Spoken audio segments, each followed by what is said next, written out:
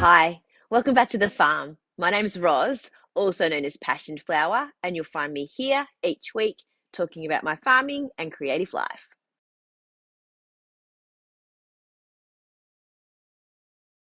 I feel like I haven't had a lot of exciting farm news to share with you the past few weeks, and it's the same this week, unfortunately. We did have that wild, windy weather that was experienced across the rest of the state, and we have come out pretty much unscathed, which is great. No trees down over fences, just a few branches here and there. So we were very lucky. I know some other people had received some damage to house and property and all that kind of thing. So my thoughts are with you if you've encountered any issues. But for us, thank goodness, everything has been fine. But we have had nowhere near the amount of rain that some of the rest of the state has been experiencing. So we're still quite dry. Some of the properties around here have started to cut hay, and we are nowhere near being ready. Our grass is only just starting to get even close to having any length in it. So hopefully by the time we're normally due to cut, which is mid-December, we will have some length in our grass.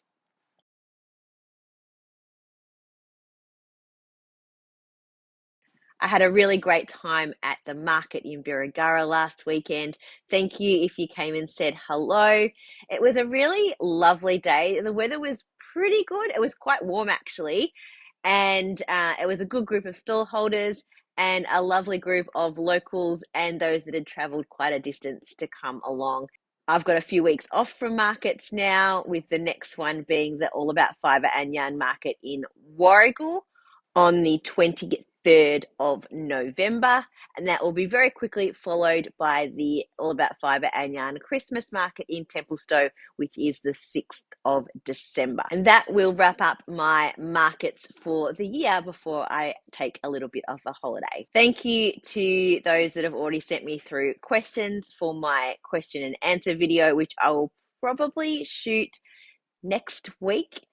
So please send through either message below or send me a direct message on Instagram with your question, and I will collect those together and answer them next week. Also, thank you to those that have provided some suggestions on some yarn bases you might like to see.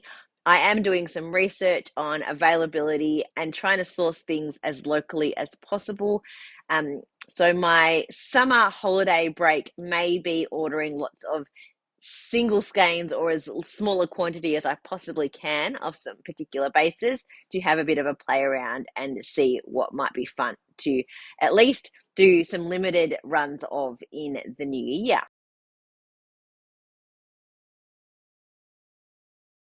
As you can see, I'm not wearing any knitwear right now, but what I thought I would do is share with you my knitting progress for this week, and then dive into some of those items that I have knit and don't wear. And I thought I would try them on and talk through why I don't.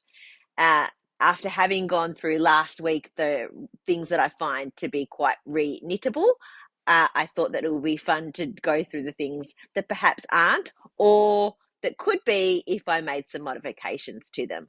So let's start with my knitting progress. I have been working on my second love cardigan, and I don't think I shared the bag. This is my Crystal Cat Stitchery um, purple bag, which I absolutely love. And I am making the love cardigan without the patterning out of Dizzy Devil yarns. It was a Geo Funk gradient set in 4 colors. There, those. You can see I've just almost finished using this one up. And the final color is this one. And I am marling that or fading by using some mini skeins that were dyed. Whoops, throwing things around, that were dyed by Robin from Unwind Craft Cafe. So I have now joined the sleeves. So I've done the back and the 2 fronts, and it's now joined for the sleeves. And this is going to fit me because it's the same size as the other one that I'm already quite comfortable with. And I've started to do the fading into the other color. And it does look like stripes, but I'm happy with that. As you can see, there's like little bits of sort of like a light purple. It's a bit greenish, but that's okay. And then there's like little spots of like a pink.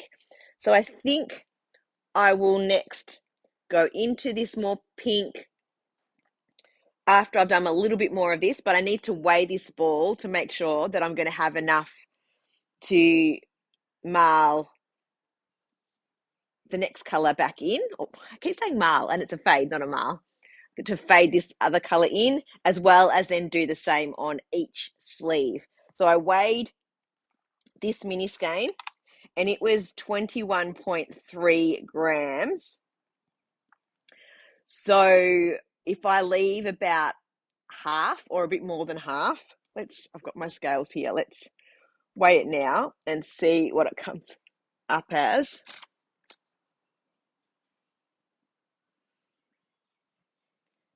So it's at about 12 grams now. So I probably don't have too much more left before I should stop using this and start holding it back to do the sleeves.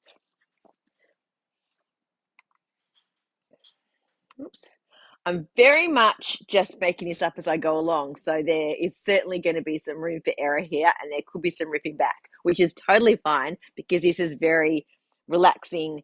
Knit one row with a few bits of ribbing on either side and then purling back on the other side. So I'm thinking that I should probably do a couple more rows plain in this color and then start to fade back in my other color.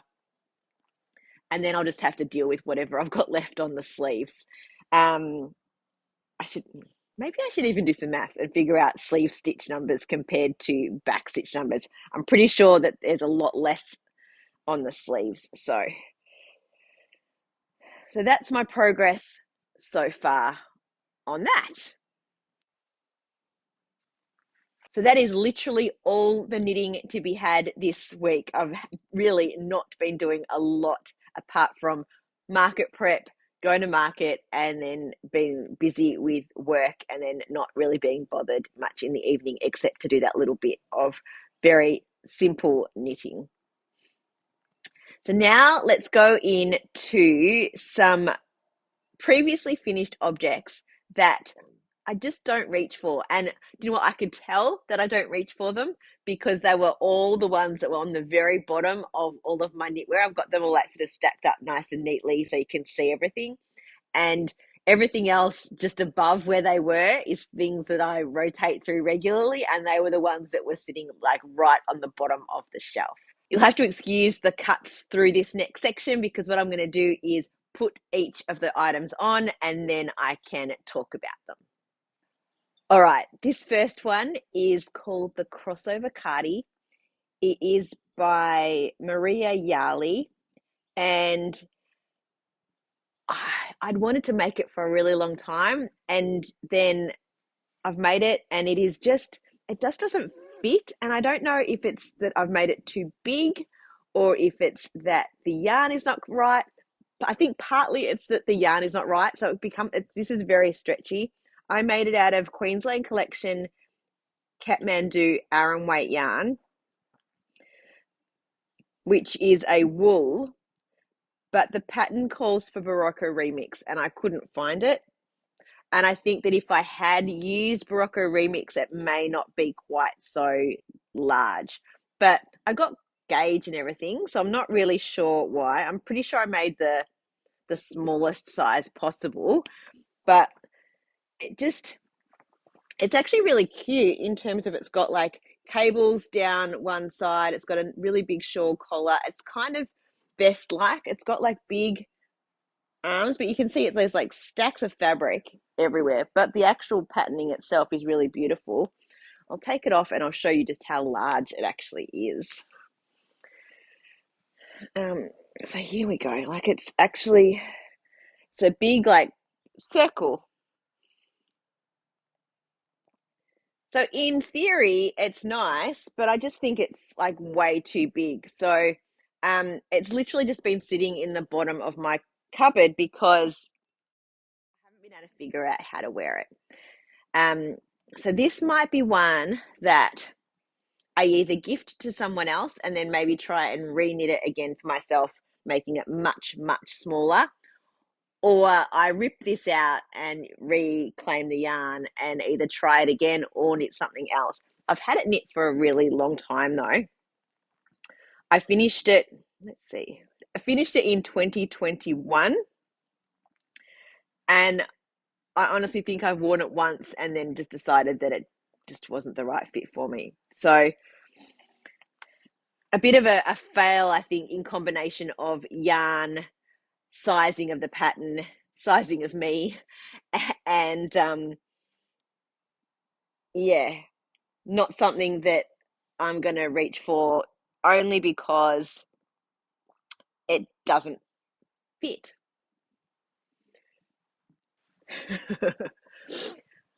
Okay, you can already see why I don't pull this one out of the wardrobe very often.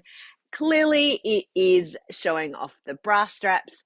And from what you've seen me wear here on a more regular basis, I tend to wear things that are much higher up on my neck. It has stretched a little bit, like it probably should be more like that. So I could potentially try with this one to put some elastic into the band, but I think if I do that, oh no, it's not so bad at the back. I thought it might be like really puckering, but yeah, I mean, like goes for a bit of like the fame look here, like the off the shoulder look, which is really not my style at all. It is the Florina by Simone Curit, and I finished it in 2018. I wore it to Bendigo after I made it, and I think, and it stretched a lot over that day, but I had like a high neck fleece merino underneath, so it wasn't like, it didn't quite slip quite so much, and it wasn't as revealing as this. But I do actually really love this yoke. The main yarn, the dark, is Millpost yarn, which I'd bought at Bendigo. And then the rest was scraps from my stash. Some was hand dyed by me, some was dyed by Hand Yarns, and it didn't require a lot of different colours. I do love these designs though around the top. If I get in a little closer, you can see they're each a different just stripe of a design around the yoke, which is really, really sweet and quite nice. And then on the hems, on the arms, it's again the stripes and a little cuff detail. And the bottom is also this like the same as the sleeve here. So in terms of being a wearable jumper for me the way it is, probably not. But I think this is one that I kind of want to keep because the yarn is really lovely.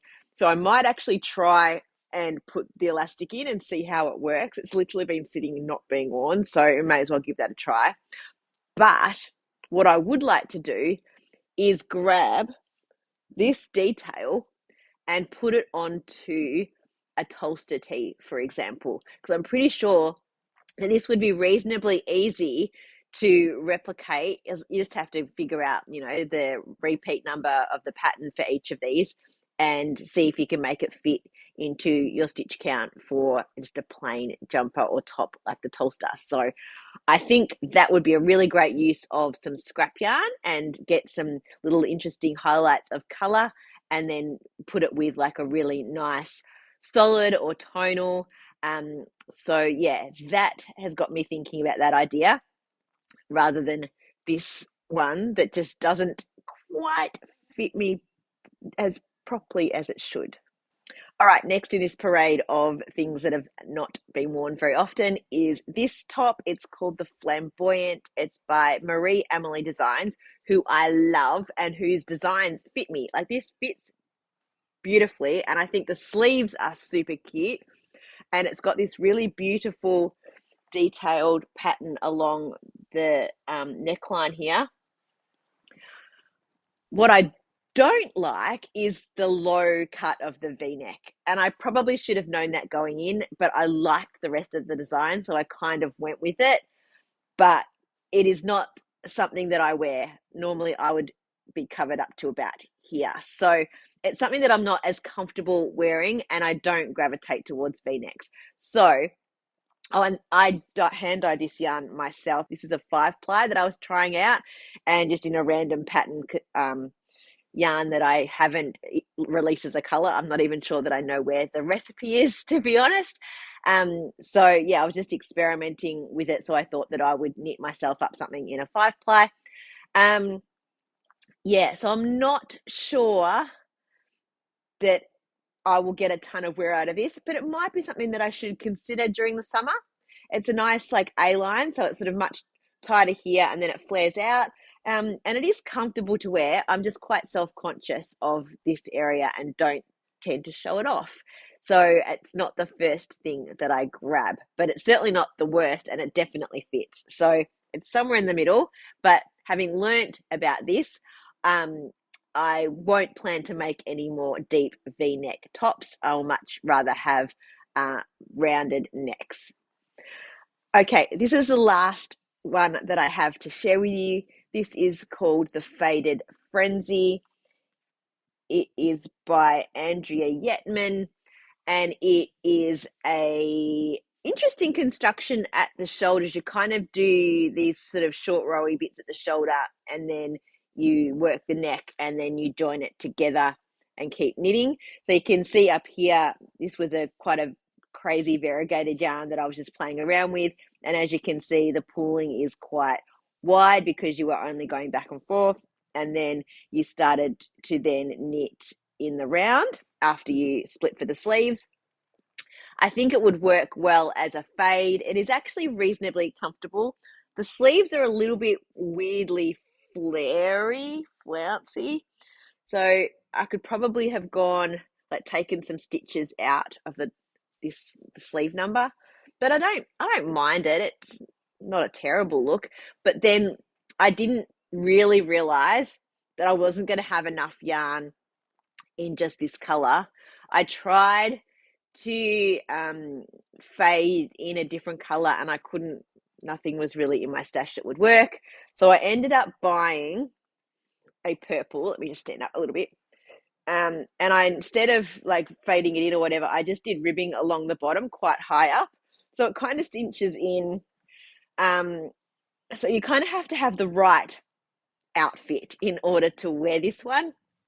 Probably something reasonably tight on the bottom or maybe a skirt. And I don't have a ton of skirts. Maybe I should retry this with, I've got a couple of linen skirts that might work. So I might see if I grab this one out during this summer, and if not, it might end up finding a different home as well. As I said, it was an interesting, fun knit, but it's not the first thing that I go to. So what have I learned from all of these kind of fails? They're not really fails. I knit things and I learnt from them, so they're not fails, and I was enjoying the knitting at the time. So, you know, it is what it is, and I used some stash. This one, I probably should have swatched with the colors that I was thinking I was going to use as the fade before I decided to go ahead with the whole thing. I could still at some point maybe rip out this ribbing at the bottom and try and find something that would fade in. Because I don't actually, and to be honest, I actually don't really mind this as an overall garment. I just probably need to pull it out and make sure to wear it. The crossover cardi is clearly too big. I think that was a yarn combination. I was really desperate to make that top, and so I made some compromises in the composition of the yarn that I used, and it just wasn't suitable. So I probably should have made it much smaller to take into account the amount that it would grow. So either that a rip out or a gift to someone else is 100% what's happening with that. I just don't think there's any way that I can wear it without it looking comical. The other two are both beautiful and are wearable, but they're just not styles that I am comfortable wearing. That whole real open boat neck off the shoulder is not something that I wear, and the deep V is not something that I wear. I liked the item when I saw it, and I really wanted to make it based on all of the other attributes within the pattern, and I thought that I would be okay with the shape, but I'm just not when I put it on. So those ones are for sure learning in terms of there are elements from both of those patterns that I would really love to transpose onto other patterns that would suit me better or that I'm more comfortable wearing. Um, so, but in terms of those shapes, I'm not going to do that to myself again in terms of choose those elements within tops that I know I will not wear. So I'm very conscious of that now and have been for a while. Probably the past, like after making those, I haven't made those choices again. And even if I see a top that I like that is that style, I just steer clear of it because I know even if it looks great on the model, I'm not going to be happy wearing it for myself. So I hope that when you are knitting garments for yourself, that you start to think about these kinds of things, what suits you, what you gravitate towards, what you wear, what you put in the cupboard and never touch again, and how that will then inform the patterns that you decide to work on moving forward.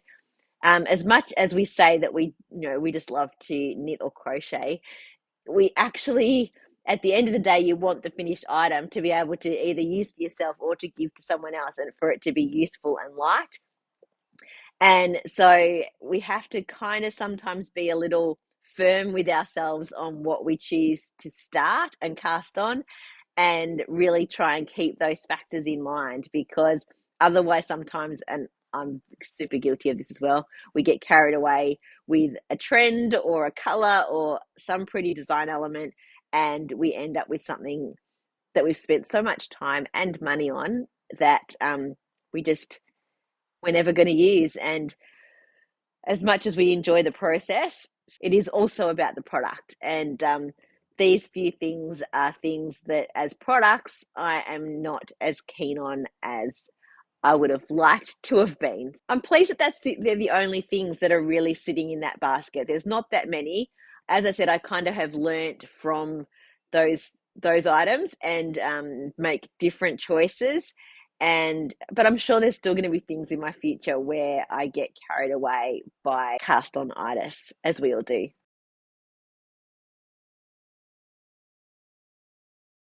Well, that's it for another week. Thanks for spending some time with me. If you're enjoying these videos, please give me a thumbs up and subscribe to my channel. Look forward to seeing you next week on the farm. Bye.